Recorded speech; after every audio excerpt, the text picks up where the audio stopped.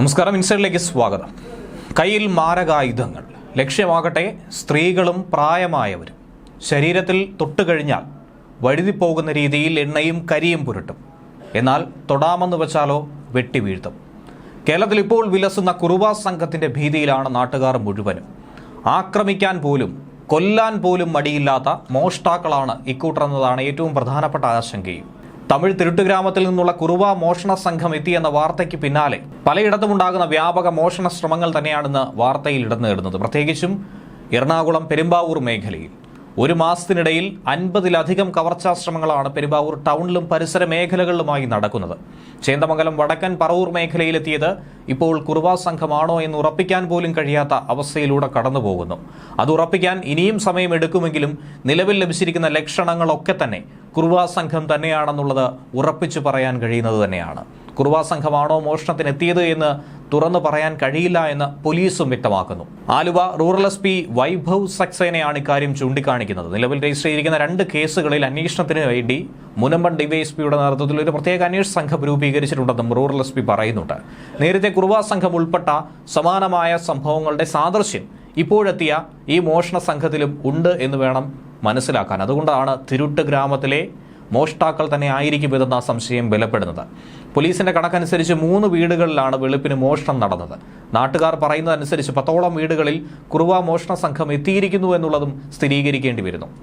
സ്ഥലത്തെ രാത്രി പെട്രോളിംഗ് ശക്തമാക്കുമെന്ന് പോലീസ് പറയുന്നുണ്ട്. എന്നിരുന്നാലും പോലീസിന്റെ കണ്ണു വെട്ടിച്ച് വളരെ എളുപ്പത്തിൽ ഇവർ വീടുകളിൽ കയറുന്നു, മറ്റു സ്ഥാപനങ്ങളിൽ വിലസുന്നു. വടക്കൻ പറവൂർ തൂയിത്തറ പാലത്തിന് സമീപമുള്ള വീട്ടിൽ ഈ മോഷ്ടാക്കൾ എത്തിയതായി മനസ്സിലാക്കാൻ കഴിഞ്ഞിട്ടുണ്ട്.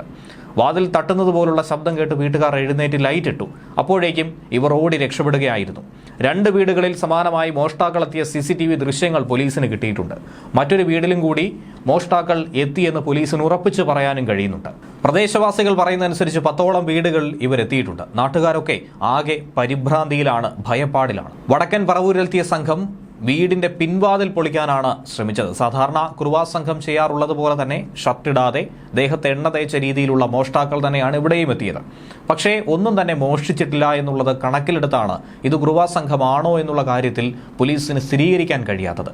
മോഷ്ടിക്കാനാണ് എത്തിയതെങ്കിൽ എന്തുകൊണ്ട് അവർ മോഷണം നടത്തിയിട്ടില്ല? എന്ത് അക്രമം നടത്തിയാണെങ്കിലും അത് ചെയ്യുന്നവരാണ് കുറുവാ സംഘമെന്നാണ് പോലീസ് പറയുന്നത്. ഇത്രയധികം വീടുകളിൽ എത്തിയിട്ട് പോലും വെറും കൈയോടെ എന്തുകൊണ്ട് മോഷ്ടാക്കൾ തിരികെ പോയി എന്നുള്ളതാണ് പോലീസിനും സംശയം ജനിപ്പിക്കുന്നത്. എന്നാൽ ആരാണ് കുറുവാ സംഘമെന്ന ചോദ്യം ഒരുപക്ഷെ മലയാളി മനസ്സിലുണ്ടായിരിക്കും. ആയുധധാരികളായ ഒരു സംഘം കൊള്ളക്കാർ, അതുതന്നെയാണ് കുറുവാ സംഘം.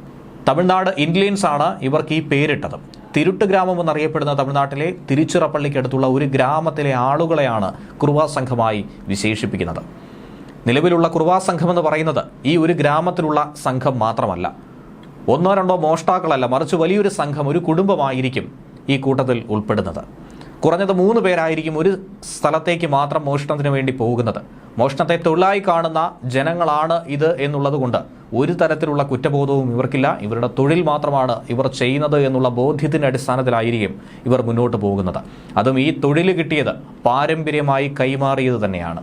ഒപ്പം മോഷണ തന്ത്രങ്ങളും സാങ്കേതിക വിദ്യയുടെ ഉപയോഗവും ഒക്കെ തന്നെ കൂട്ടിച്ചേർത്തുകൊണ്ടാണ് ഇവർ ഓരോ മേഖലയിലും മോഷണം നടത്തുന്നത്. പകൽ സമയത്ത് ചെറിയ ചെറിയ ജോലികൾ ചെയ്ത് സാധാരണ ആളുകളെ പോലെ നടന്നുകൊണ്ട് മോഷ്ടിക്കേണ്ട വീടുകൾ എവിടെയൊക്കെ എന്നുള്ളത് കണ്ടുവയ്ക്കും. ശേഷം രാത്രിയിലെത്തി മോഷ്ടിക്കും. ആയുധങ്ങളുമായി എത്തുന്ന ഈ സംഘം അർദ്ധനഗ്നരായിരിക്കും. ദേഹം മുഴുവൻ എണ്ണയും കരിയും ഒക്കെ തന്നെ തേക്കും. എണ്ണ എന്തുകൊണ്ട് തേക്കുന്നു എന്ന് ചോദിച്ചാൽ പിടിക്കപ്പെടുമെന്ന് ഉറപ്പായാൽ വളരെ വേഗത്തിൽ വഴുതിപ്പോകാനാണ്. ഇനി പിടിച്ചുവെന്ന് കണ്ടാൽ തിരിച്ചാക്രമിക്കാൻ ഒട്ടും തന്നെ ഇവർ മടിക്കില്ല. അടുക്കള ഭാഗത്ത് വാതിൽ തകർത്ത് അകത്ത് കയറുന്ന ഒരു രീതിയാണ് ഇവർ അവലംബിക്കാറുള്ളത്. കുട്ടികളുടെ കരച്ചിൽ പോലെ ടാപ്പ് തുറന്നുവിട്ട് വീട്ടുകാരെ എങ്ങനെയും വീടിന് പുറത്തേക്ക് ഇറക്കാൻ നോക്കും. പുറത്തിറങ്ങുന്ന വീട്ടുകാരെ തൽക്ഷണം ആക്രമിച്ച് വീടിനകത്ത് കയറി മോഷണം നടത്തും. ഇതാണ് ഇവരുടെ രീതി.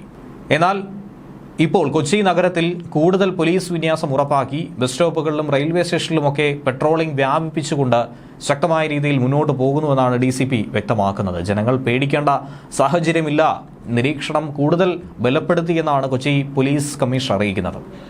എറണാകുളം വടക്കൻ പറവൂരിലെ തൂയിത്തുറയിൽ പാലത്തിന് സമീപമുള്ള വീടുകളിലാണ് കഴിഞ്ഞ ദിവസം മോഷണമുണ്ടായത്. 6 വീടുകളിൽ ശ്രമമുണ്ടായി. എന്നാൽ സാധനങ്ങൾ പോവാത്തത് തന്നെയാണ് പോലീസിനെ അങ്കലാപ്പിലാക്കുന്നത്. Alappuzha north Mannanchery police station പരിധിയിലാണ് കുറുവ സംഘം മറ്റൊരിടത്ത് കറങ്ങി നടക്കുന്നുവെന്ന് മനസ്സിലാക്കാൻ കഴിഞ്ഞത്. പോലീസും ഡോഗ് സ്ക്വാഡും ഫോറൻസിക് വിദഗ്ധരും ഒക്കെ തന്നെ ഈ സ്ഥലത്തെത്തി പരിശോധന നടത്തി. പക്ഷേ ഇതുവരെയും സൂചനകളൊന്നും തന്നെ കിട്ടിയില്ല. അവരെ പിടികൂടാൻ ജില്ലാ പോലീസ് മേധാവിയുടെ മേൽനോട്ടത്തിൽ പ്രത്യേക അന്വേഷണ സംഘത്തെയും രൂപീകരിച്ചിട്ടുണ്ട്. നിലവിൽ തമിഴ്നാട്ടിലേക്കും അന്വേഷണം വ്യാപിച്ചു കഴിഞ്ഞു. റെസിഡൻഷ്യൽ അസോസിയേഷനുകളുടെ സഹായത്തോടെയും സംഘടനകളുടെയും ഒക്കെ തന്നെ സഹായത്തോടെ പോലീസ് രാത്രികാല പെട്രോളിംഗും ശക്തമാക്കി. ജാഗ്രത പാലിക്കാനും നിർദ്ദേശം നൽകിയിട്ടുണ്ട്. ആക്രമിക്കാൻ പോലും മടിയില്ലാത്ത ഈ സംഘത്തെ വളരെ വേഗത്തിൽ പിടികൂടണമെന്ന ആവശ്യത്തിൽ ഉറച്ചു നിൽക്കുന്നു നാട്ടുകാർ. ന്യൂസ് ഡെസ്ക് മലയാളി വാർത്ത ഇൻസൈഡ്.